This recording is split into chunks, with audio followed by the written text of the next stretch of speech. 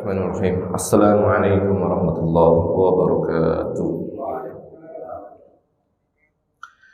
Innal hamdalillah nahmaduhu wa nasta'inuhu wa nastaghfiruh wa na'udzu billahi min shururi anfusina wa sayyi'ati a'malina may yahdihillahu fala mudilla lahu wa may yudlil fala hadiya lahu. Asyhadu an la ilaha illallah wahdahu la syarika lahu wa asyhadu anna Muhammadan abduhu wa rasuluhu la nabiyya ba'dahu. Qala Allah fil Qur'anil Karim, a'udzu billahi minasy syaithanir rajim. Bismillahirrahmanirrahim. Ya ayyuhalladzina amanu taqullaha haqqa tuqatih wa la tamutunna illa wa antum muslimun. Ya ayyuhan nasu ubudu rabbakum alladzi khalaqakum min nafsin wahidah wa khalaqa minha zawjaha wa bassa minhuma rijalan katsiran wa nisaa wattaqullaha alladzi tasaaluna bihi wal arham innallaha kana 'alaykum raqiba. Ya ayyuhalladzina amanu taqullaha wa qulu qawlan sadida yuslih lakum a'malakum wa yaghfir lakum dhunubakum wa may yuti'illaha wa rasulahu faqad faza fawzan 'azima. Fa in asdaqal hadits kitabullah wa khairal hadi hadi Muhammadur Rasulullah wa sharrul umuri muhdatsatuha wa kullu muhdatsatin bid'ah wa kullu bid'atin dalalah wa kullu dalalatin finnar. Ayat ikhwan, bapak-bapak, ibu-ibu, jamaah salat subuh Masjid Nurul Ikhlas, sehat semuanya Pak? Alhamdulillah. Tentu senantiasa kita bersyukur atas karunia Allah Subhanahu wa taala, senantiasa kita memanjatkan rasa syukur kita karena di pagi hari ini, ya, di hari Ahad tanggal 5 Rajab, ya, 1443 Hijriah, bertepatan tanggal 6 Februari 2022. Allah masih memberikan kita kenikmatan, ya, kita masih bisa bangun kembali, gitu ya. Setelah tidur kita masih bisa menghirup oksigen yang kalau kita hitunglah dengan fasilitas di rumah sakit, maka apa yang kita hirup hari ini, ya, dimulai ketika mulai lahir sampai hari ini tentunya tidak terhingga lah, ya, oksigen yang gratis oleh Allah Subhanahu wa taala. Dan hari ini kita diberikan kenikmatan iman Islam, tentu ini adalah sebuah karunia daripada Allah Subhanahu wa taala. Kemudian tidak lupa kita berselawat atas Rasulullah sallallahu alaihi wasallam, kepada penghulu para nabi, penutup para nabi, ya, yang menghantarkan kita minaz zulumati ilan nur, yang menghantarkan kita dari kegelapan menuju cahaya, yang hari ini kita mendapatkan hidayahnya, yang kita mendapatkan insyaallah nanti di yaumil akhir syafaatnya, mudah-mudahan, ya. Maka tidak lupa kita bersalawat atas Rasulullah sallallahu alaihi wasallam. Bapak-bapak, ibu-ibu, jamaah salat subuh yang dirahmati Allah Subhanahu wa taala. Hari ini masuk kepada bulan Rajab. Kalau dalam hadis, ya, dalam Rasulullah sallallahu alaihi wasallam mengatakan, Allahumma barik lana fi Rajab, ya, Rajab wa Sya'ban wa ballighna Ramadan. Jadi bahwa ya Allah, berkahilah kami di bulan Rajab dan Sya'ban ini, wa ballighna Ramadan, ya, dan sampaikan kami ke bulan Ramadan. Nah, kalau kita lihat dalam hadis ini, meskipun ada sebagian ulama, ya, mengatakan bahwa hadis ini adalah hadis dhaif, namun sebagian ulama lain mengatakan hadis ini sahih, ya. Orang yang mengatakan hadis dhaif ini adalah bersandar kepada salah satu perawinya yang dianggap, ya, mungkar, ya, lemah dan yang lain-lainnya. Namun kalau berbicara ilmu hadis, maka bisa jadi, ya, dhaif dalam satu ulama, bisa jadi sahih dalam ulama lain, tergantung meriwayatkan ilmu hadisnya, gitu ya. Nah, ini ketika sampaikan bahwa Rasulullah sallallahu alaihi wasallam, ya, Rasulullah sallallahu alaihi wasallam berdoa kepada Allah Subhanahu wa taala, Allahumma barik lana fi Rajab wa Sya'ban. Ya Allah, berikanlah kami keberkahan, barokah, ya, dalam bulan Rajab dan dalam bulan Sya'ban, wa balighna Ramadan, dan sampaikanlah kepada bulan Ramadan, ya, bulan yang mulia. Setelah Rajab, Sya'ban, maka Ramadan. Maka salah satu hikmah dari doa Rasulullah sallallahu alaihi wasallam kalau kita lihat, maka Rasulullah SAW mempersiapkan betul sebelum bulan Ramadan, 2 bulan sebelumnya, sebelum menyambut bulan agung, maka Rasulullah SAW bersiap-siap betul bahwa akan ada tamu yang agung, ya. Akan ada tamu yang segera datang, gitu ya, yang kalau pahalanya banyak, ampunannya banyak, ya, keutamaannya banyak dan yang lainnya. Kalau kita mengambilnya secara maksimal, mudah-mudahan kita menjadi orang yang bertakwa kepada Allah Subhanahu wa taala. Ya, jadi Bapak-bapak, Ibu-ibu semuanya, mudah-mudahan kita menjadi orang-orang yang hari ini melakukan persiapan untuk menyambut bulan suci Ramadan. Ibu-ibu yang belum selesai atau yang masih punya hutang, bapak-bapak ini istrinya, anaknya ingatkan. Ya, yang masih punya hutang untuk puasa sebelum Ramadan datang lagi, segera tunaikan. Segera selesaikan nih. Kadang-kadang istri kita lalai mungkin, kadang-kadang anak-anak kita lalai.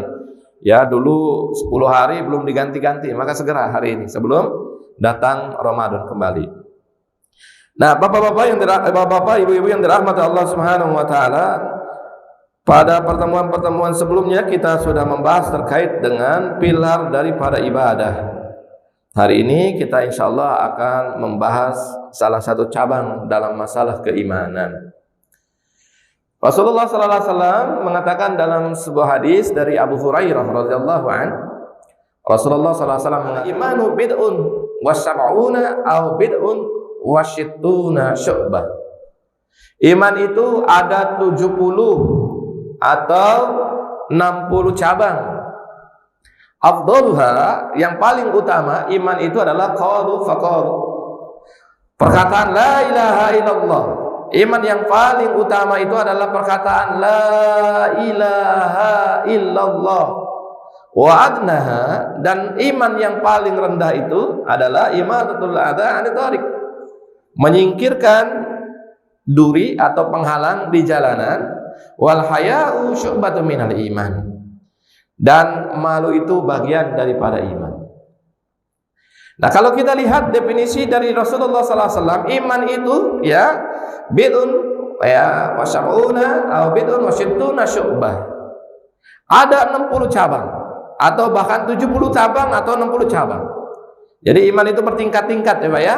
Ada perkataan yang menyatakan iman, ada perbuatan hati merupakan iman, ada amal soleh yang merupakan iman. Namun yang paling puncaknya, yang paling tingginya, afdhaluha, yang paling utamanya itu adalah dikatakan ya la ilaha illallah. Yang paling utama adalah perkataan la ilaha illallah. Jadi aktivitas yang paling utama adalah ya mengatakan bahwa tiada ilah selain daripada Allah Subhanahu wa taala. Kemudian baru yang berikutnya dikatakan oleh Rasulullah SAW, yang paling rendah itu adalah ya menyingkirkan duri, menyingkirkan penghalang di jalanan, ya, wa naha imatatul adza anit thariq wal hayatu ya syu'batun minal iman. Dan malu pun termasuk bagian daripada keimanan. Ya. Nah, ini untuk membuka kajian kita, saya ingin mengabarkan bahwa keimanan itu banyak ya. Keimanan itu banyak, bisa dia merupakan ya amal qulub, ya amal-amal hati, bisa dia perkataan lisan, bisa jadi perbuatan amal nyata. Nah, itu para ulama kemudian banyak yang mengatakan itu. Nah, hari ini kita akan berbicara terkait dengan salah satu ya keutamaan iman, atau salah satu yang dikatakan iman, dan ini adalah jika seseorang melakukan hal ini maka dikatakan ya dia istimal, ya dia sempurna keimanannya. Maka dalam hadis riwayat Abu Dawud, Rasulullah SAW mengatakan man ahabba lillah, kemudian wa abghadha lillah, wa a'ta lillah, wa mana'a lillah, faqad istamala iman. Kata Rasulullah SAW dalam hadis riwayat Abu Dawud ini, barang siapa man ahabba lillah, barang siapa cinta karena Allah, ya, wa abghadha lillah, kemudian dia membenci karena Allah, wa ata lillah, memberikan, kemudian memberikan karena Allah Subhanahu wa taala, wa mana'a lillah, dan mencegah dari pemberian karena Allah Subhanahu wa taala, faqad ista'mal, ya, maka dia telah sempurna iman. Ya. Dia telah sempurna keimanannya. Nah, hadis ini menggambarkan bahwa dalam perkara iman diajarkan kita itu untuk hubbu fillah wal baghdhu fillah. Bahwa dalam perkara iman Rasulullah mengajarkan agar kita ini bisa mencintai karena Allah dan bisa juga membenci karena Allah. Jadi dikatakan ini adalah sempurna keimanannya jika dia sudah melakukan dua ciri keimanan, yaitu hubbu fillah wal baghdhu fillah. Man ahabba lillah wal baghdhu fillah, kemudian wa'ata lillah wa naha lillah, kemudian faqad istamala iman. Ya. Kemudian kalau kita lihat misalkan dalam surah Sunan Abu Dawud yang dikatakan oleh Syekh Abdul Muhsin Al-Abbad, bahwa definisi daripada hadis ini dikatakan maknanya bahwa mencintai seseorang yang dicintai oleh Allah Subhanahu wa taala, dan juga mencintai suatu perkara yang dicintai oleh Allah Subhanahu wa taala. Dengan kata lain, ia mencintai seseorang karena Allah atau mencintai suatu perkara karena Allah, baik amalan atau perkataan karena Allah. Dengan demikian cintanya tersebut dengan person tertentu atau kepada suatu perkataan atau kepada tindakan tertentu. Sedangkan membenci karena Allah maknanya membenci orang-orang yang dibenci Allah dan membenci terkait dengan perkara-perkara yang dibenci sama Allah. Jadi bapak-bapak, ibu-ibu yang dirahmati Allah Subhanahu wa taala. Jadi ukuran cinta, ya, ukuran cinta kalau sebelumnya kita bahas terkait dengan pilar-pilar ibadah itu, ya, ada khauf, ada roja, dan kemudian ada mahabbah, ada takut, ada harapan, dan kemudian ada rasa cinta. Nah, cinta ini kita di dunia ini mencintai sesuatu itu harus dilandaskan karena Allah. Karena mencintai seseorang karena Allah itu bagian daripada iman. Mencintai perkara yang dicintai oleh Allah itu bagian daripada iman. Mencintai terkait dengan perbuatan yang dicintai oleh Allah, maka itu bagian daripada iman.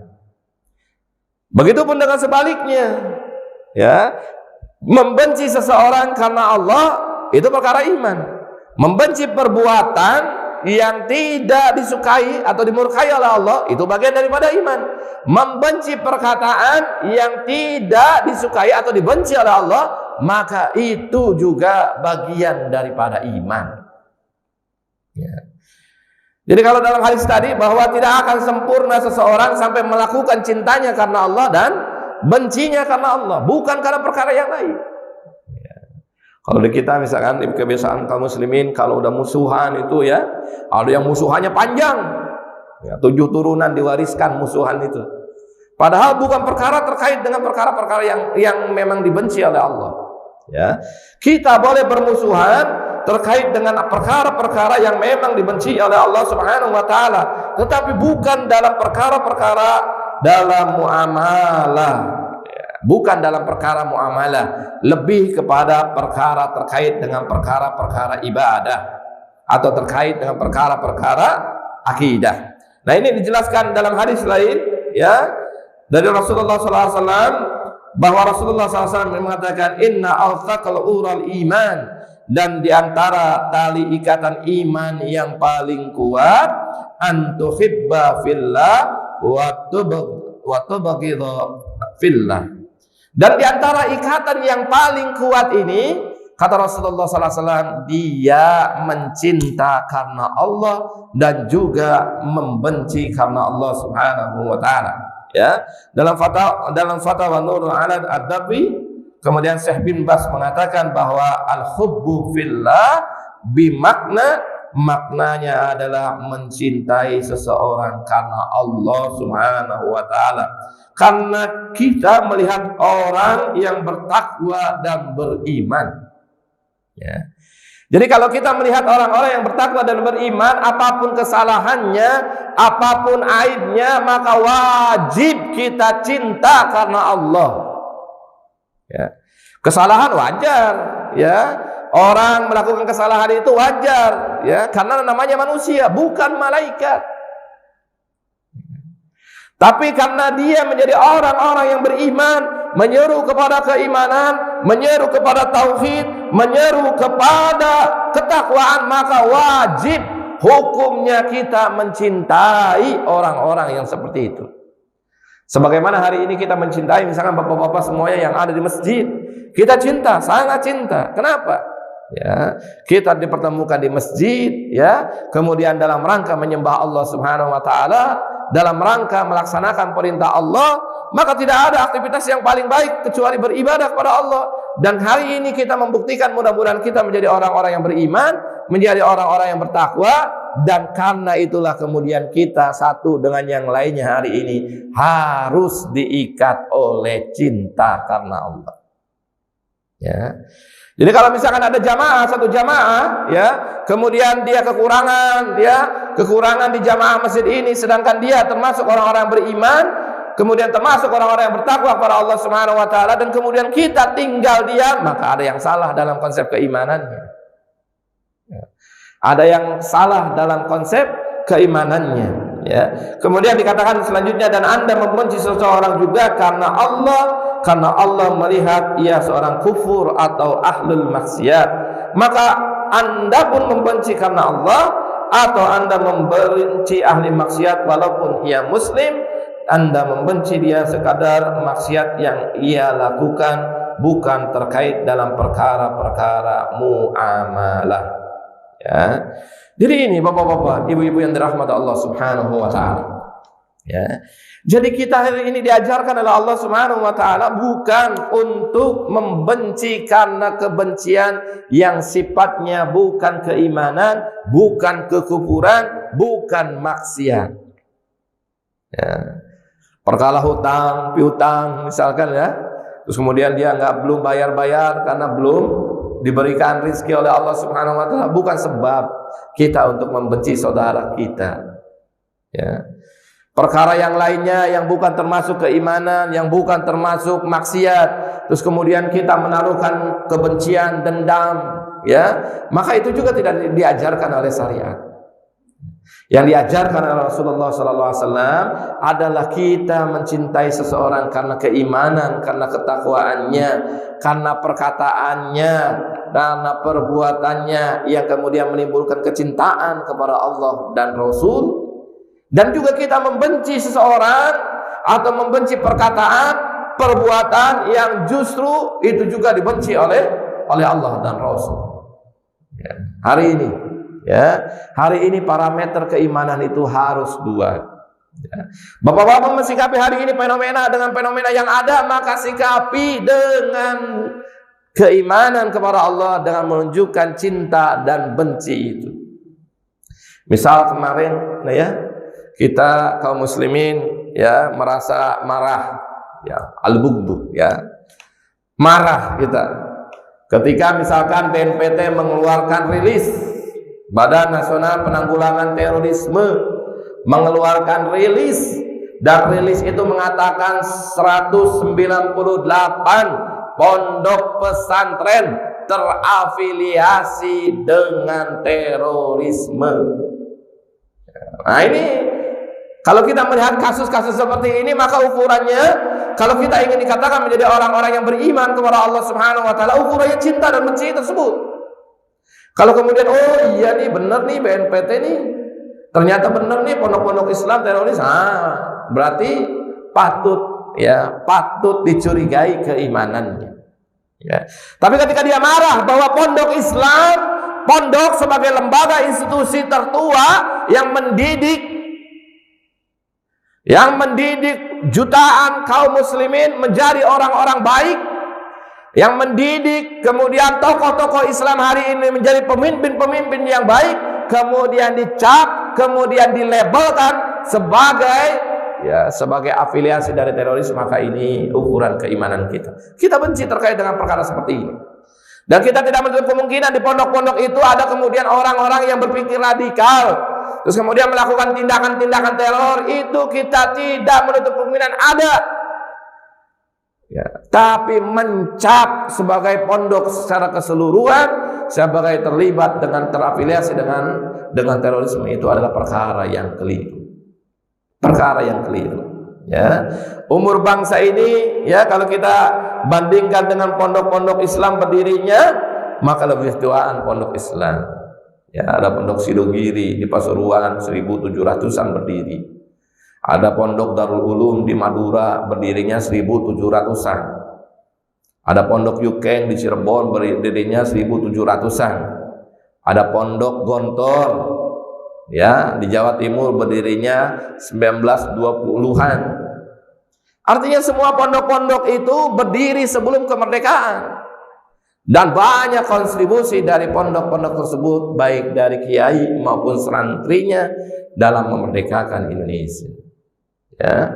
Maka hari ini ya kita benci perkataan yang mengatakan seperti itu, dan kita sebagai muslim ketika sudah ada terkait dengan al-iman ini yaitu hubbu fillah wal baghdhu fillah, maka harus menunjukkan ya rasa kita, kemarahan-kemarahan kita terkait dengan perkara-perkara yang memang menyelisihi dan ditimbulkan oleh manusia untuk menimbulkan kemarahan Allah Subhanahu wa taala. Ya. Jadi ini bapak-bapak yang dirahmati Allah Subhanahu wa taala. Dan hari ini kehidupan hari ini ya terhadap kekuasaan, terhadap penguasa dan yang lainnya, maka kita harus menunjukkan apakah kita ini mencintai penguasa-penguasa yang kemudian menyuruh kepada selain daripada Allah, atau kita justru membenci penguasa-penguasa yang menyeru kepada selain daripada Allah Subhanahu wa taala.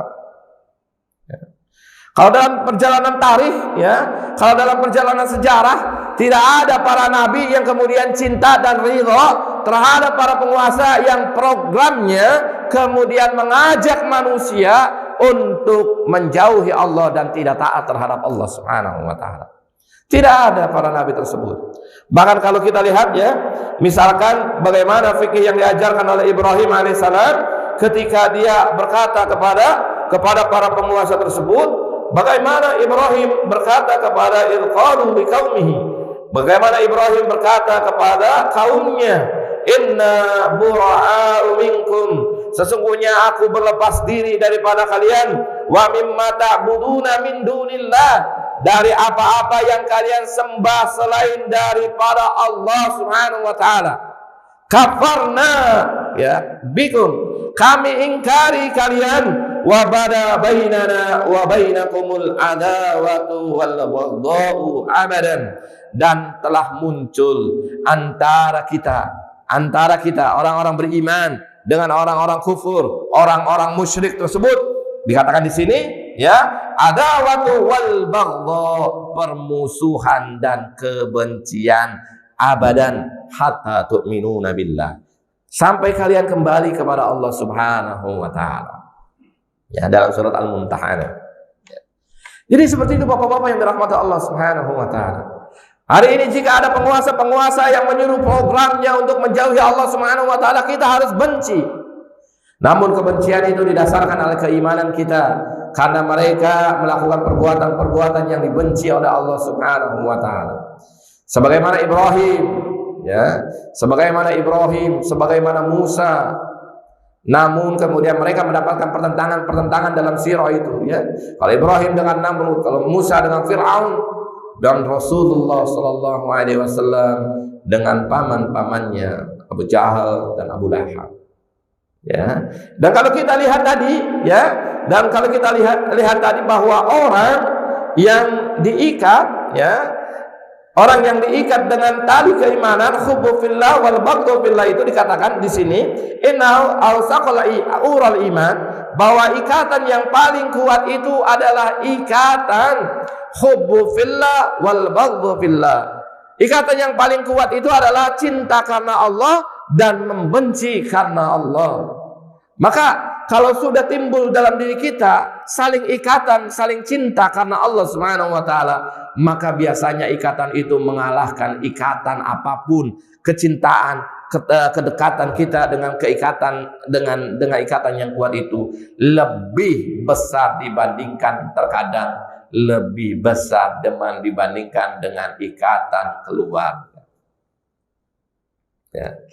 Orang-orang yang beriman antara satu dengan yang lainnya, dan ketika dia sudah timbul rasa cinta antara satu dengan yang lainnya, terkadang ikatannya itu lebih kuat dibandingkan dengan ikatan keluarga. Ya, ikatan keluarga. Jadi harusnya orang satu beriman dengan beriman yang lainnya, maka dia harus mempunyai sikap yang kuat terhadap ikatan-ikatan tersebut. Ya, sebagaimana misalkan kalau perjalanan sirah, misalkan dicontohkan dengan perilaku sahabat Muhajir dan Ansor. Ya, sahabat Muhajir dan Ansor, mereka tidak bersaudara. Muhajir adalah orang-orang yang hijrah dari Mekah menuju Madinah. Orang-orang Ansor adalah orang-orang yang menerima Muhajir, dan mereka tinggal di Madinah menerima orang-orang yang hijrah. Mereka bukan saudara dalam ikatan keluarga, tapi karena kemudian mereka diikat oleh keimanan. Ya, kalau dalam hadis ini anna awthaqul ural iman, di mana ikatan yang paling kuat itu adalah ya kita mencintakan Allah dan benci karena Allah Subhanahu wa taala. Maka apa yang dilakukan? Ya. Apa aktivitas yang dilakukan oleh Muhajir dan Ansor tersebut? Aktivitas itu diabadikan banyak di dalam ayat Al-Quran maupun dalam hadis-hadis Rasulullah SAW. Ya, di mana kecintaan mereka terhadap saudaranya itu sangat kuat. Ya.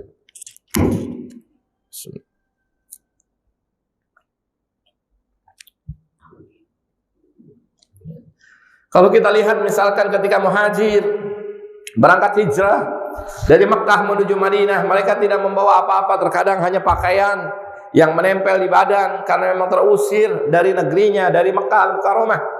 Ya, mereka terusir. Lalu bagaimana penyambutan saudara-saudara kaum muslimin dari Madinah tersebut? Penyambutannya setelah Rasulullah SAW melakukan 3 langkah yang sangat spektakuler. Ya. Salah satu langkah spektakuler itu dalam peristiwa hijrah itu adalah mempersatukan, mempersaudarakan Muhajir dan Ansor. Itu langkah spektakuler yang dilakukan oleh Rasulullah SAW. Kalau kita lihat dalam kajian sirah itu, ya, bayangkan Pak, orang yang hijrah, ya, hijrah dari Mekah menuju Madinah, bapak-bapak aja misalkan sekarang lah pergi dari Bekasi menuju kota mana, terus kemudian tidak disambut oleh tuan rumahnya, misalnya seperti itu, kan baper ya Pak ya, perasaan kita, kok gini tuan rumah gitu ya, saya jauh-jauh datang dari Bekasi begini, tapi nggak disambut secara baik. Nah itu pasti ada perasaan. Begitupun dengan orang-orang yang beriman, Muhajir itu, mereka berangkat dari Mekah, berhijrah bersama Rasulullah ke Madinah. Lalu kemudian bagaimana kalau Rasulullah SAW kemudian tidak mempersaudarakan kaum muslimin dan kemudian tidak memerintahkan untuk melayani kaum muslimin, Muhajir itu, maka bisa jadi orang-orang Muhajir itu akan kembali murtad, ya, akan kembali murtad, ya, dan tidak memeluk Islam. Tapi langkah spektakuler yang dilakukan Rasulullah SAW yaitu mempersaudarakan Muhajir dan Ansor, dan itu ikatannya itu ikatan yang sangat kuat. Ya. Mereka berbagi hartanya, mereka berbagi semuanya terhadap saudara-saudara mereka, padahal baru mereka kenal. Ya, padahal baru mereka kenal. Ya, belum kenal lama sebagaimana kita kenal keluarga kita.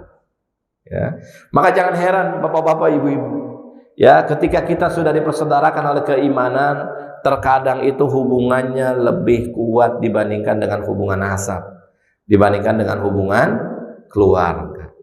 Ya, kadang-kadang kita mau mengeluarkan apa-apa, misalkan saudara kita, ya, saudara kita ini keimanan, amal-amal solehnya adalah amal-amal yang menimbulkan kecintaan, tapi dia termasuk orang-orang yang du'afa, termasuk orang-orang yang fakir. Tapi kemudian kita diikat dengan keimanan, maka terkadang kita memberikan bantuan, memberikan beasiswa dan yang lainnya karena memang keimanan. Ada saudara kita yang kemudian dia beriman pada Allah Subhanahu wa taala, kemudian dia diberikan kelebihan oleh Allah Subhanahu wa taala, menghafal Quran, ya, menghafal Quran banyak, menghafal Quran, ya, menjadi hafiz, maka ikatan kita lebih kuat. Ya. Hari ini dengan konsep para ulama hari ini di Indonesia, kita dengan Habib ya Habib Rizik Syihab diikat karena keimanan. Ya, karena keimanan.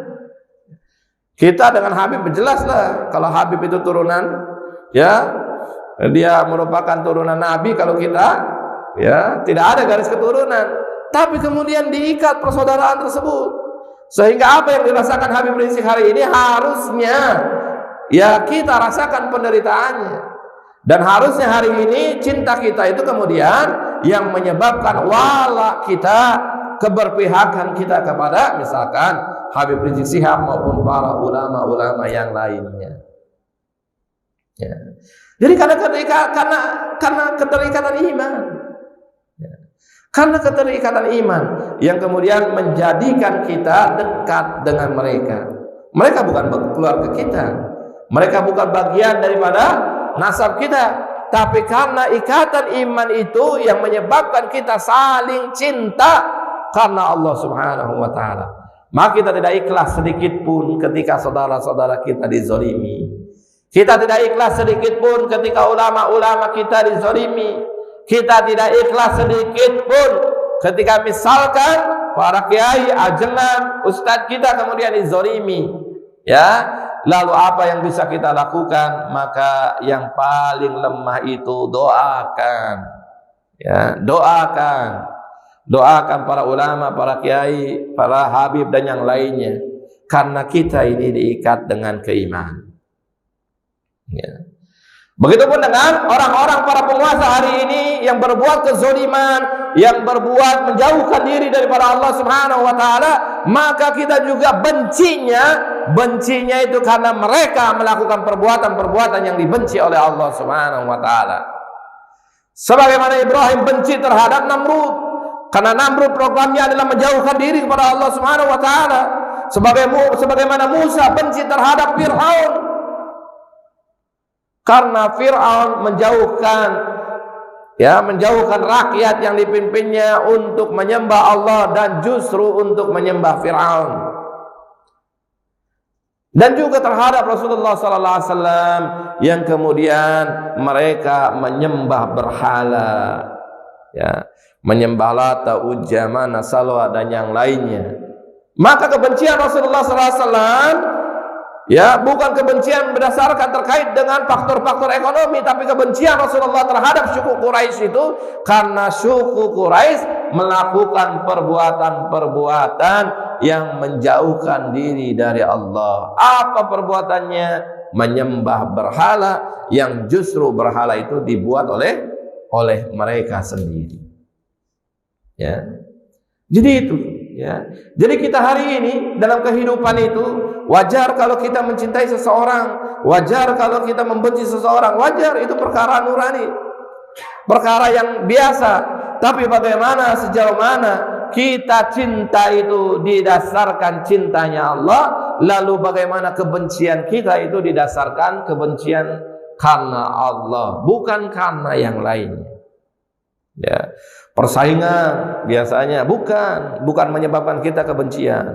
Persaingan jabatan, ya, persaingan jabatan, misalkan pemilihan, ya, ketua RW, yang satu muslim, dua-duanya nyalonin untuk jadi ketua RW, ya. Akhirnya satu terpilih, satu tidak, ya. Kemudian yang satu yang tidak terpilih membenci ketua RW yang terpilih. Ini bukan untuk itu. Ya, membenci itu bukan terkait dengan perkara-perkara seperti itu, tapi membenci itu karena orang-orang yang kita benci itu tidak bertakwa kepada Allah, tidak beriman kepada Allah, dan melakukan maksiat kepada Allah meskipun dia muslim. Ya, cuma bedanya bapak-bapak, ibu-ibu yang dirahmati Allah Subhanahu wa Ta'ala, ya. Kalau muslim punya hak digauli meskipun dia melakukan maksiat, kebencian kita itu bukan kebencian abadan. Ya. Jadi kewajiban kita untuk mengajaknya menuju kebaikan, ya, taklim. Ya. Kalau kepada orang-orang kafir kita dakwah. Ya. Tapi di sini kewajiban terhadap muslim itu kita boleh benci, namun kebenciannya itu bukan kebencian seperti kepada orang-orang musyrik, kepada orang-orang kafir. Tetap punya hak untuk digauli secara baik jika memang itu saudara-saudara kita kaum muslimin. Ya. Jadi bapak-bapak ini yang hari ini kita mulai hilang. Ya. Di umat Islam mulai hilang itu, ya, terkait dengan benci karena Allah dan cinta karena Allah itu sedikit mulai hilang. Hari ini ukuran cinta itu ya ukuran, kadang-kadang ukuran materi, kadang-kadang ukuran dunia, ya, orang yang kemudian bisa memberikan manfaat kepada dunia kita cintai habis-habisan, meskipun dia termasuk orang-orang yang tidak beriman, meskipun dia termasuk orang-orang yang tidak bertakwa dan termasuk melakukan perbuatan maksiat. Tetapi karena dia bisa memberikan kepada kita manfaat terkait dengan masalah dunia, maka kita cintai habis-habisan. Ya. Jadi ini keliru, ya. Membela, membabi buta gitu ya. Si fulan benar, membabi buta, padahal si fulan ini melakukan ya tindakan-tindakan yang menimbulkan kebencian daripada Allah Subhanahu wa taala. Ya. Jadi itu Bapak-bapak ya, Bapak-bapak Ibu-ibu ya. Jadi parameter kita itu hari ini harus cintanya itu karena Allah dan harus bencinya karena Allah. Tidak boleh kecintaan kita didasarkan dengan perkara yang lain. Tidak boleh kebencian kita didasarkan karena perkara yang lain yang bukan karena Allah Subhanahu wa taala. Hari ini kita memilih istri kita ya karena Allah Subhanahu wa taala, karena lillah. Kita tahu ini adalah yang terbaik, misalkan ya, kita anggap waktu menikahinya adalah dia merupakan pasangan hidup kita yang terbaik, yang kemudian bisa menemani kita dalam berdakwah, yang bisa menemani kita dalam berjuang, yang bisa melahirkan anak-anak, ya, yang anak-anak itu bisa menjadi para pejuang, maka kita mencintai istri kita itu karena lillah. Ya. Tapi bagaimana kalau istri kita ini melakukan kemaksiatan? Maka kita benci kemaksiatannya. Ya, kita benci kemaksiatannya. Ya, misalkan ya banyak perempuan yang hari ini gitu ya melakukan gunjing, gibah dan yang lainnya. Kalau di perumahan itu ngumpul ya, terus kemudian ngomongin orang ya, dan seperti itu. Nah, kalau misalnya ada seperti itu dan istri kita termasuk di dalamnya, kita benci terkait dengan perbuatan-perbuatannya. Tapi kewajiban kita seorang suami di mana kita menjadi pemimpin dalam keluarga untuk meluruskan kemaksiatan-kemaksiatan yang mungkin istri-istri kita lakukan. Ya. Dan itu semuanya, ya, semuanya terhadap kehidupan masyarakat, terhadap kehidupan berbangsa dan negara, maka harus muncul rasa cinta dan benci karena Allah Subhanahu wa taala. Ya, kalau misalkan tidak muncul, maka kita menjadi orang-orang yang apatis. Ketika melihat kemungkaran, kita diam saja karena memang nggak benci. Ketika melihat kemaksiatan, kita diam aja karena nggak benci. Ya, biarin aja lah gitu ya. Dan itu menjadi orang-orang yang apatis. Sedangkan orang-orang yang beriman itu adalah orang-orang yang ketika melihat ya tidak konsepnya bukan keimanan, ketakwaan, maka dia benci. Dan kemudian ketika melihat orang-orang melakukan maksiat, dia benci. Dan kemudian ketika orang-orang melakukan dosa, kita benci. Lalu apakah sampai di situ? Tidak. Ya, Rasulullah mengajarkan dalam hadis yang lain ya, dengan kemudian kita berusaha merubahnya biyadai, bilisan, ya, biqalbi. Kalau hadis itu dengan kekuatan tangan, dengan lisan maupun dengan hati-hati kita, ya. Nah, mudah-mudahan Bapak-bapak, Ibu-ibu yang dirahmati Allah Subhanahu wa taala, ini yang bisa saya sampaikan pada pertemuan hari ini. Mudah-mudahan bisa bermanfaat buat semuanya. Artinya maknanya bahwa iman itu bercabang-cabang. Afdaluha qawlu ya la ilaha illallah wa adnaha imatatul a'da anit tariq. Perkataan keimanan yang paling tinggi adalah perkataan la ilaha illallah, dan keimanan yang paling rendah itu adalah menyingkirkan duri di jalanan. Wal haya'u syu'batun minal iman, dan malu juga merupakan bagian dari keimanan. Dan salah satu keimanan yang memang diutamakan atau memang mendapatkan perhatian dari Rasulullah SAW terkait dengan konsep iman itu, bagaimana hadir dalam diri kita itu adalah hubbu fillah wal baghdhu fillah. Bagaimana dalam diri kita ini hadir terkait dengan konsep mencinta karena Allah dan membenci karena Allah, sehingga konsepnya itu proporsional. Kita tidak bisa mencinta membabi buta dan juga kita tidak bisa membenci membabi buta, tapi konsepnya proporsional. Apa yang dicinta sama Allah kita puji, ya, kita lakukan, dan apa yang dibenci oleh Allah kita jauhi dan kita hindarkan. Dan konsep mahabbah dan kemudian al-bughdhu itu, mahabbah dan bughdhu itu, maka itu harus berada di dalam konsep orang dan perbuatannya. Ya. Tidak bisa kita hari ini misalkan Musa benci kepada Fir'aun, kemudian bencinya itu terhadap orangnya aja, tidak. Tapi Musa benci terhadap Fir'aun karena perbuatannya. Ya, begitu juga dengan Ibrahim kepada Namrud, bukan hanya kepada orangnya, tetapi juga karena perbuatannya, perkataannya. Begitu juga terhadap Rasulullah SAW, terhadap orang-orang musyrik Quraisy.